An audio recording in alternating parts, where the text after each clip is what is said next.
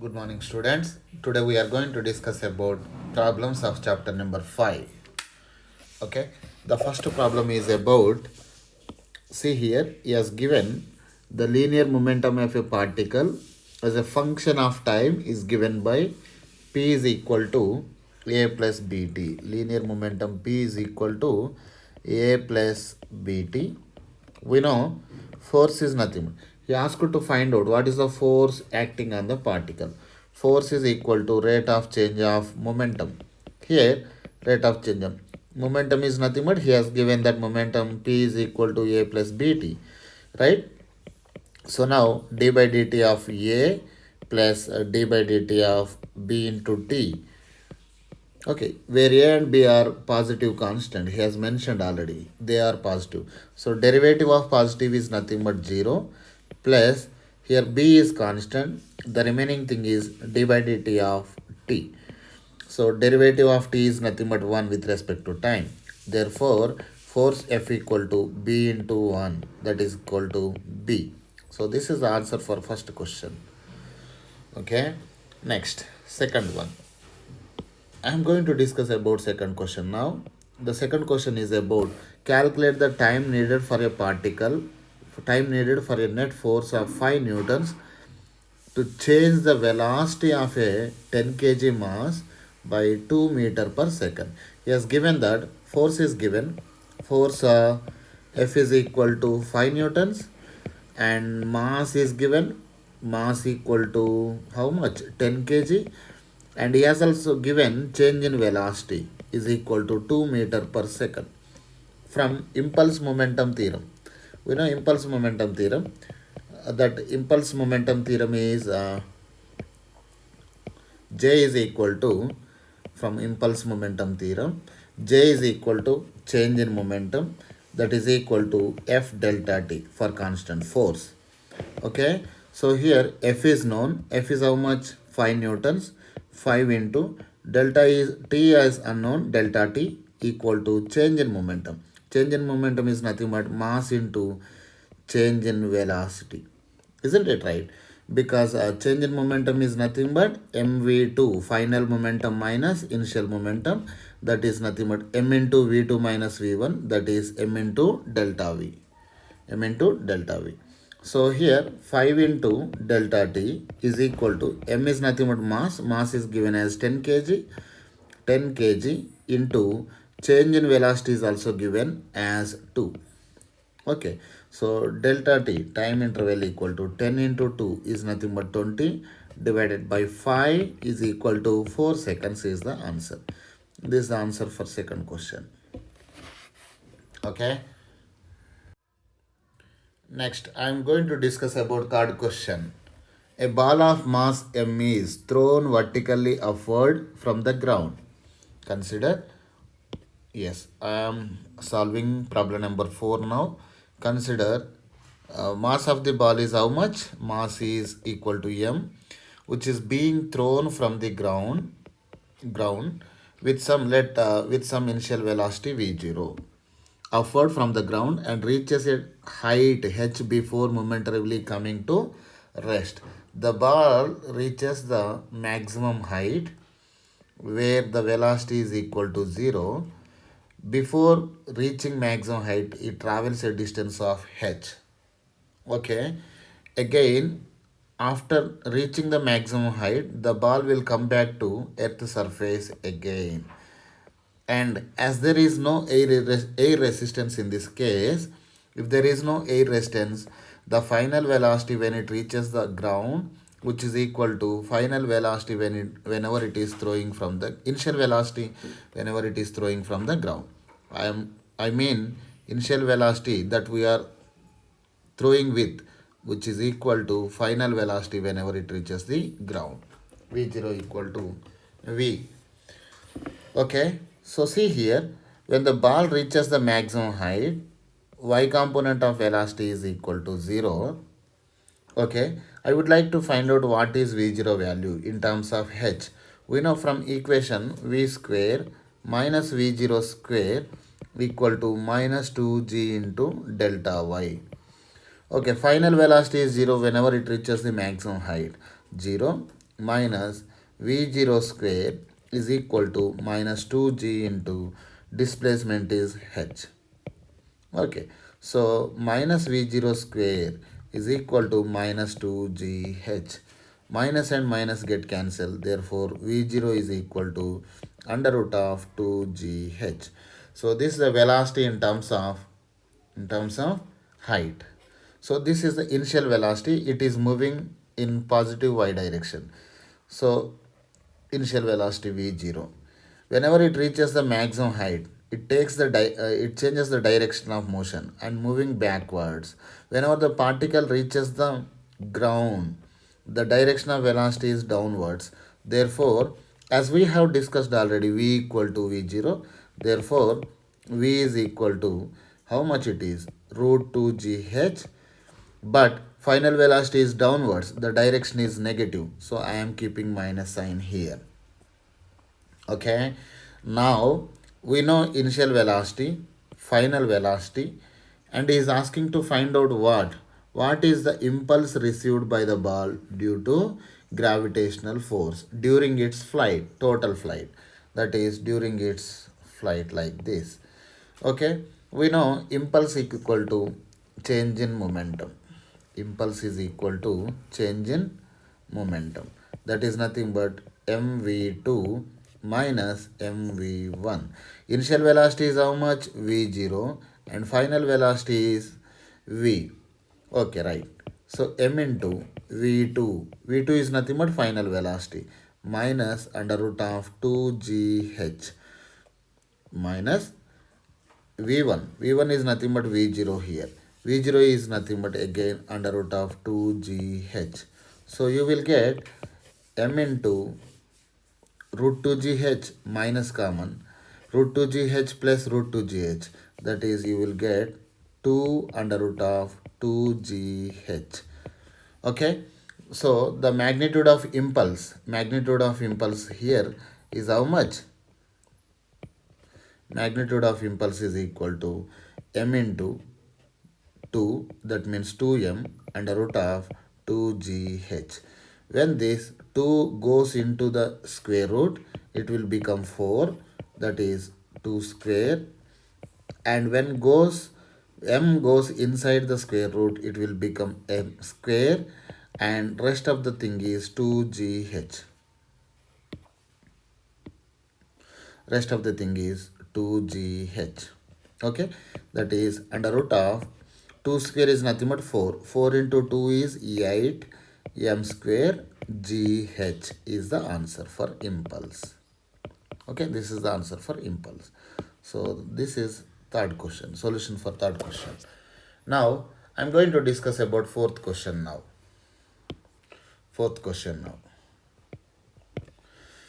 A constant force acting on a body of mass 3 kg changes its speed from 2 meter per second to 3.5 meter per second in 25 seconds.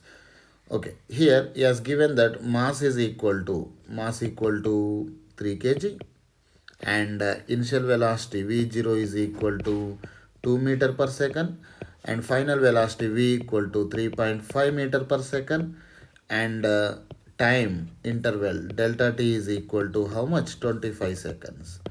Okay, from the relation v is equal to v0 plus at, I will get acceleration formula here.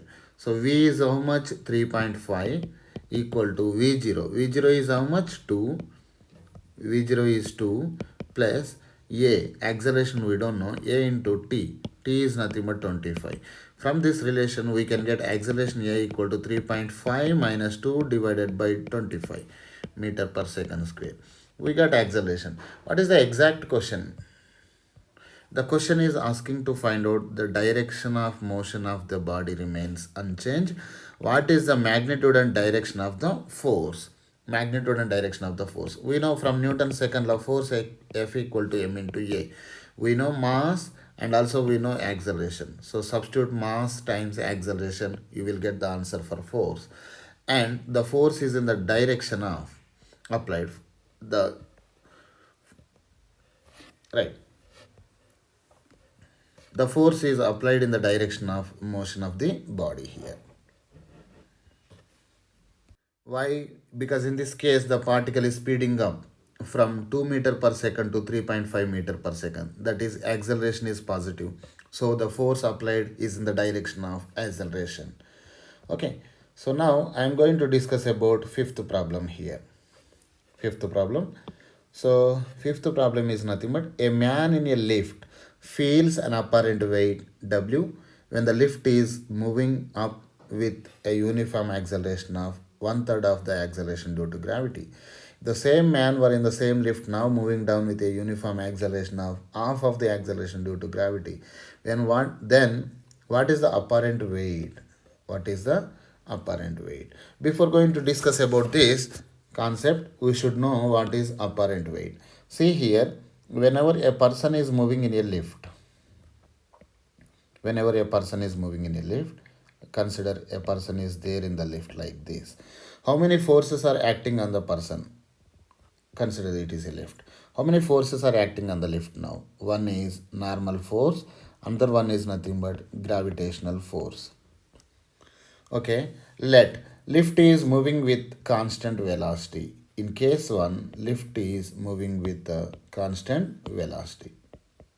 Case 1, lift is moving with constant velocity. So acceleration is equal to 0 in this case. Acceleration equal to 0. So sum of forces acting on the particle equal to 0. We should apply first law here because acceleration equal to 0. So therefore, n is acting in positive y direction, summation plus mg is acting along negative y direction, n minus mg equal to 0. So n equal to mg. If the lift is moving with constant velocity, n is nothing but here force exerted by surface on the person. This we call it as apparent weight. We call it as apparent weight. Apparent weight of the person is equal to original weight when the lift is moving with constant velocity. Right. Case 2. Here case 2 is nothing but, see here, when lift is moving upwards, acceleration is upwards. Whenever it is accelerating upward direction. So again, how many forces are acting? Normal force is acting and downward gravitational force is acting. And in this case, lift is accelerating upside. So we need to apply Newton's second law in this case. Sigma F equal to m into A. So sigma F, sum of forces is nothing but normal and gravitational force. N plus of minus mg is equal to m into A. So here n is equal to mg plus ma. Here n is nothing but apparent weight. So apparent weight equal to mg, original weight, plus ma. Therefore, apparent weight is more than original weight in this case. Original weight is mg only, but apparent weight is more than mg. So apparent weight, the weight that we feel when we are inside the lift, whenever it is accelerating upwards, we feel more amount of weight as normal weight. Right. Next, case 3. Case 3. Case 3 is nothing but whenever the lift is moving downwards, I mean whenever the acceleration is downwards. Acceleration is downwards. So in this case, again same forces, n plus of minus mg, but acceleration is pointing downwards in this case. So minus a, I am keeping minus a.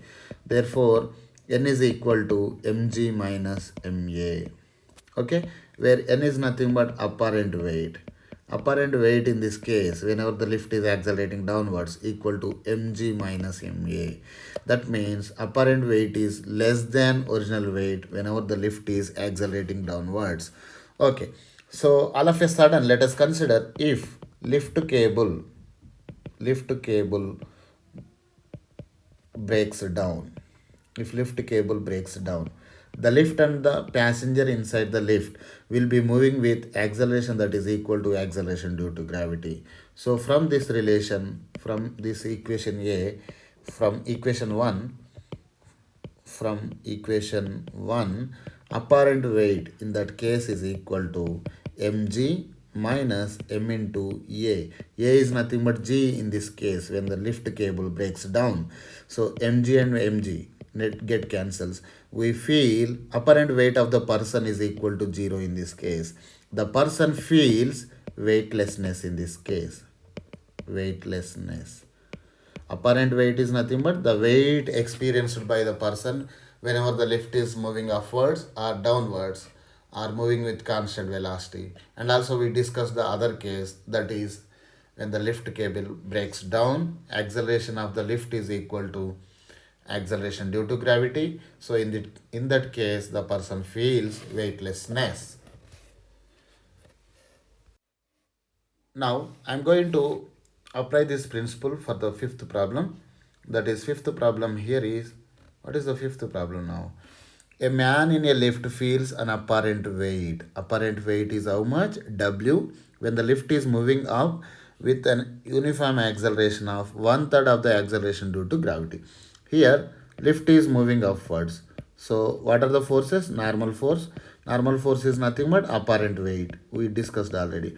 And in this case, lift is moving upwards with an acceleration that is equal to how much? 1/3 of the acceleration due to gravity. A equal to 1 by 3. So in this case, mg is acting down. So in this case, acceleration is there. So we should apply sigma f equal to ma. Isn't it right? So n plus of minus mg is equal to m into a. Acceleration is given as g by 3. Mg by 3. Therefore, n is equal to mg plus mg by 3. That is 3 into 1. 3 mg plus mg. 4 mg by 3. Here, n is nothing but apparent weight. He has given that apparent weight is equal to W. Apparent weight in this case is equal to how much? W. So, apparent weight W is equal to 4 mg by 3. So, I am rearranging this equation in order to get mg. So, mg is equal to, on cross multiplying, we will get 3W. W is nothing but apparent weight. 3W by 4. Let us consider this is equation number 1. Right. Next, in the next case, if the same man were in the same lift, now lift is now moving down with an acceleration that is half of the acceleration due to gravity. Now, in the case 2, lift is moving down. So I am drawing free body diagram again. This is apparent weight. This is nothing but mg, and acceleration is downwards, which is equal to half of the acceleration due to gravity. So apply Newton's second law of motion again, because it is accelerated motion. Okay, sigma f equal to ma. That means n plus of minus mg. N, summation is their place. Mg is acting downwards minus mg equal to m into a. Acceleration in this case is how much? G by 2. G divided by 2. But this acceleration is pointing downwards. So minus G by 2. Therefore, normal force apparent weight is equal to mg. Minus mg will become plus mg when it comes to right side. And minus mg by 2. Mg minus mg by 2 is nothing but what? Mg divided by 2. So apparent weight in this case is equal to mg by 2. We know an expression for mg here. Mg is equal to how much? Here mg is equal to this much. 3w by 4. 3w by 4.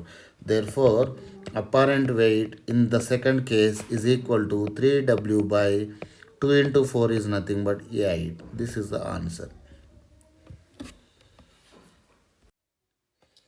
Now I am going to explain question number 6. Here, question number 6 is this one. A container of mass 200 kg rests on the back of a open truck. On the back of the open truck. 200 kg is rest on the back of the open truck. How many forces are acting on? One is normal force, another one is nothing but gravitational force. Let the truck is accelerating in this direction, velocity is in this direction. So frictional force on the truck will be left side, opposite to motion. Opposite to motion. Let us consider this is static friction, because this should not be. The container should not be slide inside the truck. So he asked to find out what is the minimum coefficient of static friction between the container and the bed of the truck required to prevent the container from sliding of the back of the truck. What is the coefficient of static friction? Mu. Whenever it is accelerating with a equal to 1.5 meter per second square, in order it is not to slide off from the truck. Okay, so we know sigma Fy equal to 0 since there is no motion along y-axis. So n plus of minus mg is equal to 0. That is nothing but n is equal to mg. Okay, consider this is equation number A. Right. Next, there is only one force along x-axis, that is nothing but frictional force, static frictional force. This force is equal to mass times acceleration. Friction force is nothing but mu s into n equal to mass times acceleration. Mu s into n is nothing but what? Mg. Mg equal to m into a. M and m get cancels. We need mu s value. Mu s is equal to a divided by g. He has given a is equal to 1.5 and g is equal to 9.8. By solving this, you will get the answer for mu s. Okay. Now, I am going to explain problem number 7. Problem number 7. A bomb initially at rest. Bomb is initially at rest. Initially at rest. Rest lo. Initially at rest. Right.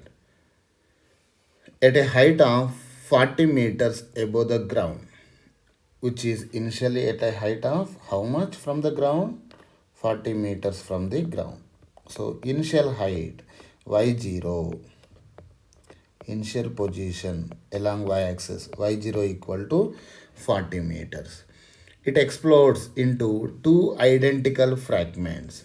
When consider mass of the bomb is equal to m. Okay, it exploded into two identical fragments. That means after explosion, there exist two identical fragments. That means after explosion, what is the mass of each fragment? Mass of each fragment is equal to m by 2. M by 2. M is divided into two pieces, equal pieces. So each mass of the fragment equal to m by 2. Okay. One of them starts moving vertically downwards with an initial speed of 10 meter per second. Let one is moving with, one of the particle is moving with how much? 10 meter per second vertically downwards. That means one of the particle is having velocity minus 10 meter per second. If the acceleration due to gravity is 10 meter per second square, what is the separation between the two fragments after 2 seconds of explosion? Okay, after 2 seconds after the explosion, what is the distance between them? What is the separation between them? We need to find out that. So now I am going to apply from principle of conservation of momentum. From conservation of momentum. What is the conservation of momentum? Momentum before explosion is equal to momentum after explosion. We know principle of conservation of momentum. Where net force acting on the system equal to 0, total momentum before collision equal to total momentum after collision. That is total momentum before explosion equal to total momentum after explosion. What is the total momentum before explosion? Before explosion, the bomb was initially at rest. So momentum is nothing but mass times velocity. Okay, so initial momentum is equal to 0. Isn't it right? So momentum before collision equal to 0. Momentum before explosion is equal to 0. Before initially it was at rest, which is equal to total momentum after the explosion. And the momentum of each fragment, sum of momentum of each fragment. So for first fragment, mass is m by 2. And it is moving downward with a velocity of how much? Minus 10 meter per second. Mass into velocity of first fragment plus mass into velocity of second fragment. We don't know the velocity of second fragment here. So I am considering it as V. Okay, on rearranging the terms, I will get like this. When minus m into 10 by 2 comes to left side, it will become plus m by 2 into 10 is equal to, rest is this one, m by 2 into v. So m by 2 and m by 2 get cancels. The other fragment moves with a velocity of 10 meter per second after explosion. Okay, plus 10 meter per second after explosion. Consider like this is the initial fragment. Initial velocity is equal to 0.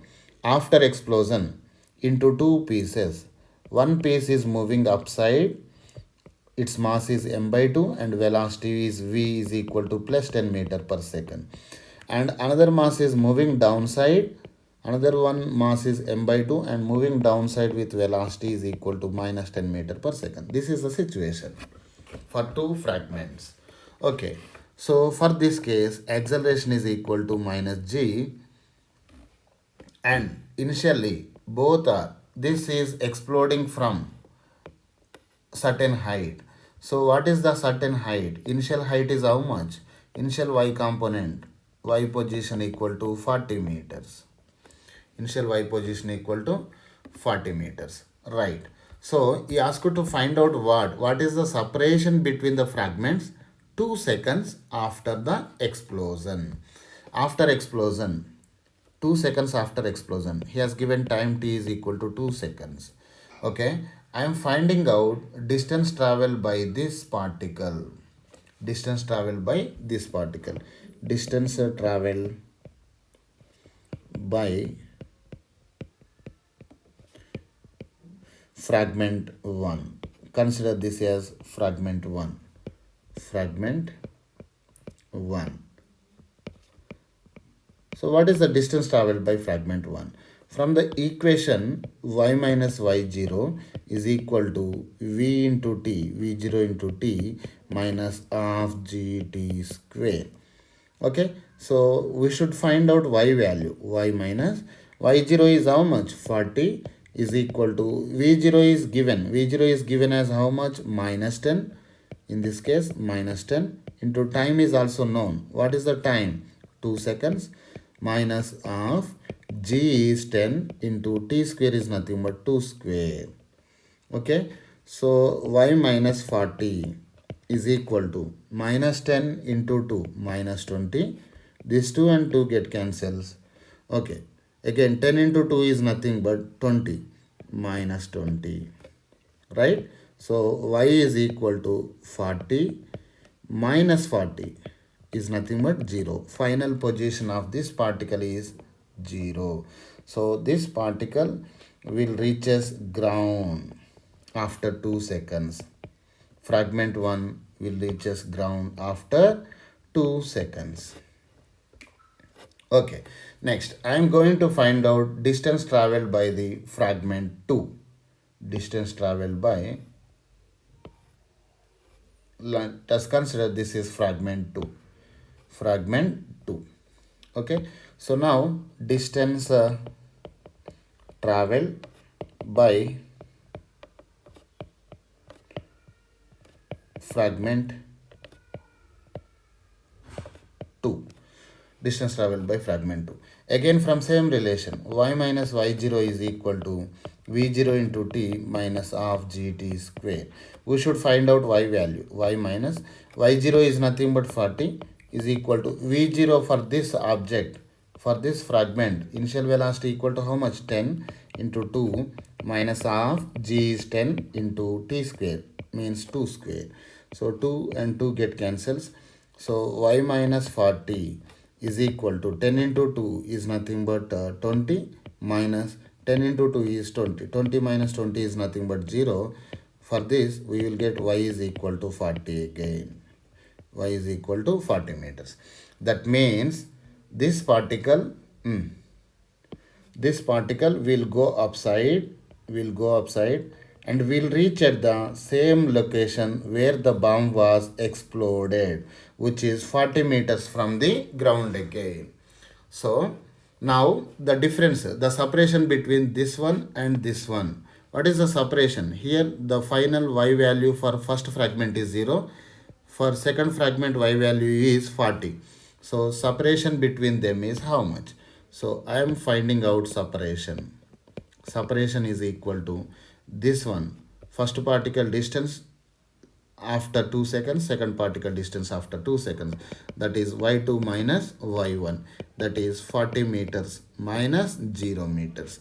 Separation is how much? The answer is 40 meters. Thank you, students.